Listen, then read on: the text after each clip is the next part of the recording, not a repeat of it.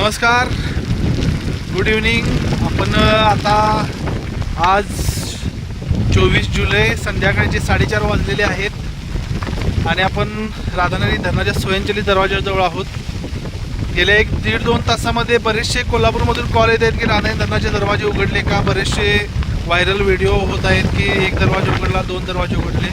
तर आपल्या सर्वांसाठी महत्त्वाची सूचना आहे की राधानगरी धरणाचे एकही दरवाजा आत्तापर्यंत उघडलेला नाही आहे आणि लवकर उघडण्याची शक्यता पण नाही आहे, कारण अजून धरणाची लेवल 344.62 ही आत्ता आहे.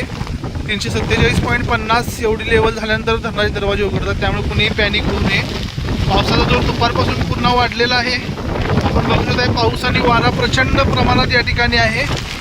त्यामुळे सर्वांना एक अतिशय आग्रहाची आपली विनंती आहे की सर्वांनी प्रशासनाचा जे काही सूचना दिली त्या